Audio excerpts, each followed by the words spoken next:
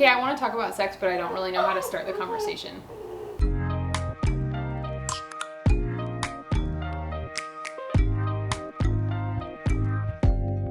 Open up, you open up. Hi guys, I'm Hannah. I'm Sadie. And we're not straight. Welcome to our channel. If you're new here, hit that subscribe button and get the bell so you can get the notifications on new videos. And if you are not new here, welcome back. We love you. Thanks for being here. Yeah, and if you've been enjoying this series, hit us with the likes, the comments. It helps us out a ton. Yeah. Thank you guys so much also for your questions, and we're going to continue to answer some of your questions. I think these ones today are like really, really thoughtful and really good. Yeah. Not that any of them weren't in the last video, but these ones are really good too, so I'm excited. Yeah. Okay, let's get into it. First question, is lesbian bed death real?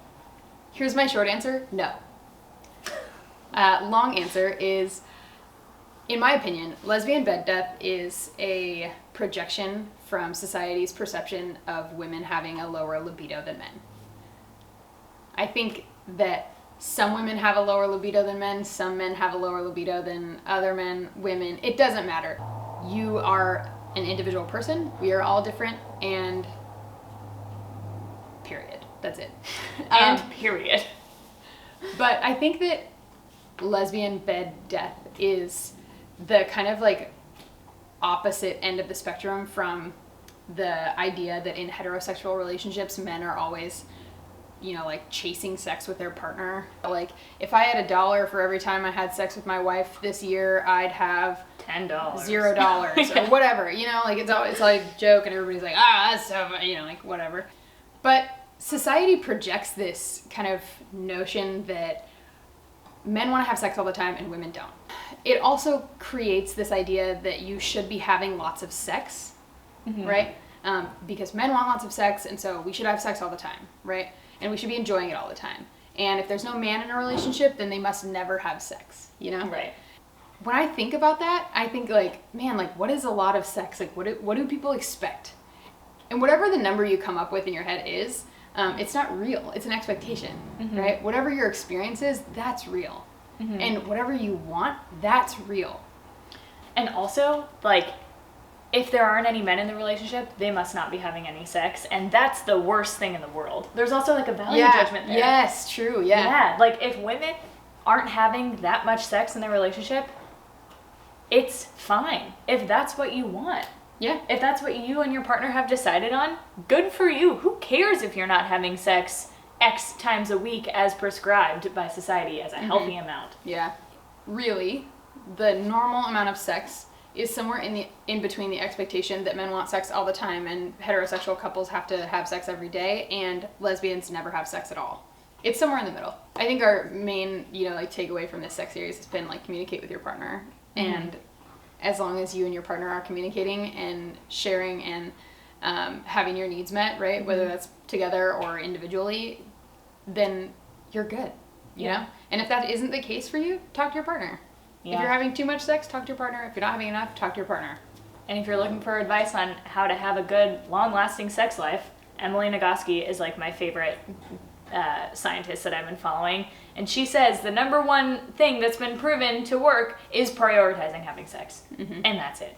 It doesn't matter if it's a man and a woman, two men, two women. Prioritize it, and you will have more of it. That's it. And it is that simple. Prioritizing doesn't mean that you have a certain amount. It just means that you make it a priority for whatever you deem appropriate. Great. How to normalize talking about sex more openly with your partner? Yeah. Good question. Great question. That's something that we've been doing our whole relationship. And I think it comes with being vulnerable first. If you want to talk about it more, the more vulnerable you are, the more willing your partner is to talk about it. I like to talk about sex, but I still get nervous to talk about sex. It's so personal. There are so many expectations that have been forced upon me that I'm wading through that constantly, even when I talk about it. And we talk about it all the time, as evidenced by this channel. So I think to normalize it, a good way to start is saying hey, I'm not very good at talking about this, but I would like to. And that's so freeing. And that is usually going to be well received by your partner if you have like a trusting relationship. It can also breed trust. It can breed closeness. So I think it's a really powerful tool. Yeah. So,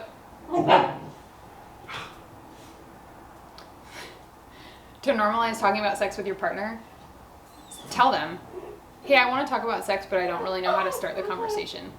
And then just wait and let them respond. Shell would like to chime in. All right, after a brief intermission, Shell had to poop. I love this question. Okay, you are not, absolutely not. Settle. Good. She made her a girl. She had some. Good girl. Okay, I love this question. How to overcome the guilt of being gay if you were raised by a conservative and religious family. We did a kind of deep dive into the experience of being raised in a religious environment in a past video. So if you're really interested in this, check it out. Settle. Good. Yes. Good. Settle.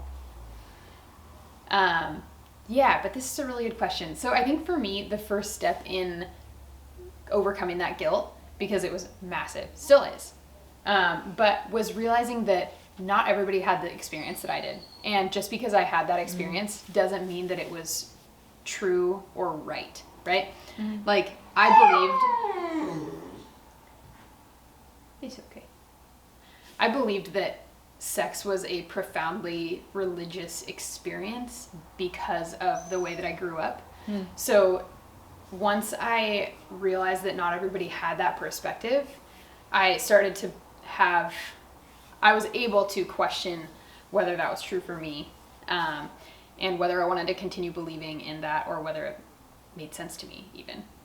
So then it sounds like maybe surrounding yourself with people who that isn't true for helped. Yeah, and just to zoom out a little bit, I think that's a really good practice for anything. I think that we should always question our beliefs, and if they hold up, that's awesome. But we shouldn't just believe something just because we're blindly following something we've been taught. Settle. Settle. Good girl, settle. We should cut all of this, but she is literally the same distance from us. She just is in a pen. She doesn't like So being in a annoying. pen. So I think, yes, surround yourself with people whose experiences are different from your own, and begin to really think about what makes sense to you and what you believe to be true based on your own experiences and those of the people around you. And I think also just know that you are not wrong. Feeling like feeling that guilt and then wanting to overcome that, that's not wrong. Those feelings are absolutely valid, and you should be able to have human experiences like sex without the massive pressure of guilt and religion and shame and et cetera, weighing on you. It's a normal thing to have sex. Yeah. And it also sounds like it's a really long process to try to kind of overcome those thoughts. So also maybe give yourself some grace. For sure. Like you've spent your whole life being socialized into believing those things. And so it's not going to end just like that. It's going to take a lot of like getting used to, and that's fine. Yeah. I think, and know that it is possible too, to like move away from that feeling of intense guilt. Yeah. Even if it feels like it's overwhelming at times. Sounds so hard. Yeah. It is hard. Advice for a first timer? Advice for a first timer. Oh man. Okay, I think my advice honestly for a first timer, and this says specifically in woman sex, would be the same advice I would give to someone who is having sex for the first time with any partner. I think there are a ton of expectations and there's a lot of pressure around sex, and I think that sex for the first time for anyone in any relationship is scary and is uncomfortable and might hurt and might be awkward. So maybe just expecting that is like the most freeing thing you can do for yourself. And then and I would say, like, when I hear that, I might think like, wow, that sounds terrible, I don't want to do it. But it's not it can be both good and those things at the same time. Yes. Yeah. And if you think about it as a process, like I'm going to start somewhere, and wherever that is fine. It could be like a total catastrophe. Someone could fall off the bed. You could like accidentally punch someone in the face. Like someone could get a bloody nose. These are things that happen all the time in sex. And if you can laugh about it with your partner, that's like a 10 out of 10 for that experience. And that's where you're starting, and that's fine. It's normal. Yeah. Shit happens. And the best part is you can try again, and you can try again, and you can learn, and you can grow, and you can figure out what feels good as you go. It doesn't have to be perfect the first time. Right. No one has to orgasm the first time. That's not a requirement. That doesn't have to be an expectation. But the more you can get to know yourself and get to know your partner, the better it's going to be. So it's a process. Yeah. And the first time is just the first time. Yeah. And like disastrous things don't happen every time you have sex. Like I didn't mean to make it sound like they do. not like you don't get punched in the nose or like you don't like accidentally start a bloody nose in the middle of sex every single time you have sex. Well, maybe somebody does. I don't know. But it's probably not going to be catastrophic, and it's probably not going to be mind-blowingly incredible. And that's fine. Like it can be average. It can be like, wow, that was kind of underwhelming. I don't know why people make a big deal out of this. Yeah. I do think that we overhype it sometimes. Yeah. Like, yes, we enjoy it, but I also enjoy, like, eating a really, really, really good French fry. And, like, I'm not saying that those are the same at all, but we really, like, if we talked about French fries the way that we talk about sex, like, I would be, like, nervous to try a French fry and, like, worried that I wasn't going to enjoy it as much as like Hannah enjoys it or whatever, you know, like it doesn't have to be something like off the charts in either direction. Yeah. How do you talk about what you want or like? I think Hannah's really good at this, and I'll say what I think is really good that she does. I think that when you're talking about what you want or like, there is a fear, or I have a fear, I guess, that what I want or like is going to be weird or poorly received or not, you know, anything negative. And something that Hannah does is she'll make herself vulnerable first, and then she'll ask a question afterwards. So she'll say like, I really like it when, and whatever. And then she'll say, what do you like? Or what do you think about that? Or invite me to be a part of the conversation, but just share something first, and then invite your partner to like really meet you there. Because I think it can be scary to just say like, I like whatever. Because it's like you're really, really laying yourself out there, and you're making yourself really vulnerable. And it's like making yourself emotionally vulnerable about something that is already really physically vulnerable. So it's like off the charts, you know? Yeah. But you're doing this theoretically with someone that you trust and have some sort of a relationship with, and so it's super relationship building as well. So don't forget that part. It's really scary, yes, but it's also so powerful. Yeah. And another thing that might kind of help center your own thoughts before you bring this up is that there is a whole world of people who do a lot of crazy things when it comes to sex. Crazy. Everything is okay. So whatever you're about to say, if it seems like it's something that's not normal or unexpected, someone out there is doing something to another element of crazy from what you're about to say.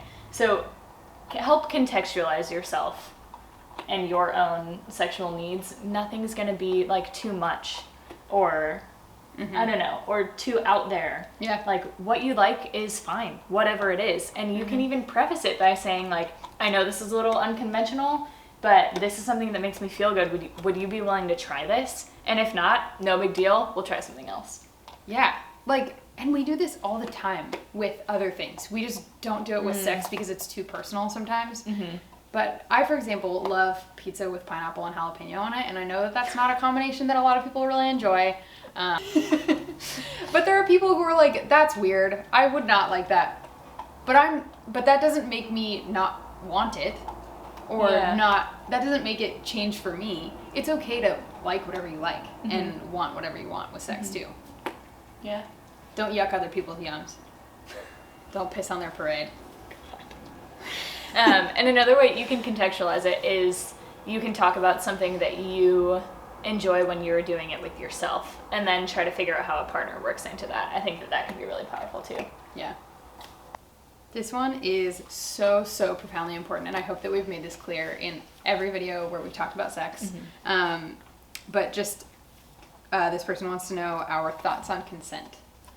That's a big question. It's a big question with a really simple answer. Very simple answer. Yes. Always. Consent. Always. Always, always. Right. To start thinking about it, think about what you would want someone to ask you first. And then just know that everybody is different and everybody has different levels of comfort with being approached with kissing, like touching, sex, like emotional intimacy, you know, that is important too. And always, always, always err on the side of caution. Always. Always ask.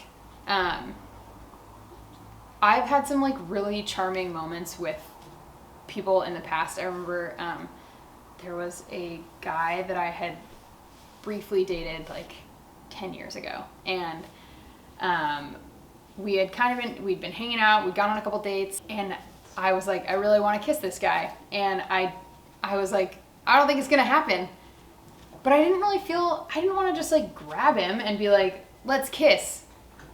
So As in, not the words, just the action. Yeah, just the action. So I just said, can I kiss you? And he kind of was like, yeah, of course. And it was That's like hot. I just got a little turned on at like imagining that scenario. Good? Do you know what I mean though? Like that Yeah. kind of like affirmation. Yeah, it makes both of you, I think, feel really good. You're telling the other person, hey, this is what I want right now because I like you. And if that person's on the same page, like that's a really cool thing. And if they're not, Thank that's so God you important. asked. It's so important. Yeah. We mentioned this in our last video, but we were watching a show where someone he did. Can I do it? She was facing away. He did this, and he turned her face toward him, Like which was all the way around like this. a whole weird thing. And it felt so gross. And she was trying to like duck away as it was happening. She was like, what? Yeah. In the context of the show, people were applauding it as like this taking charge, like masculine good thing that he had taken control and gone for it. Yeah, okay, I remember what I was gonna say. But he was massively self-conscious. He was so scared. And he did it because he thought he was supposed to do that. Take control, take charge, be a man. F that. So stupid. But he was just like massively self-conscious. It takes someone who is confident and knows what they want and is okay with saying, hey, this is what I want. What do you think about that? To ask for consent. Someone who's a coward, who's scared of the situation, who doesn't even know what they're doing, is a person who just does what they want and doesn't ask. True. No space for people who don't ask for consent. Not about it. Those are our thoughts on consent. On that note. Also, yeah, consent is hot. Let's bring it back to a positive thing. Consent is hot. It's a good thing. It is, yeah. Can I kiss you? Yeah.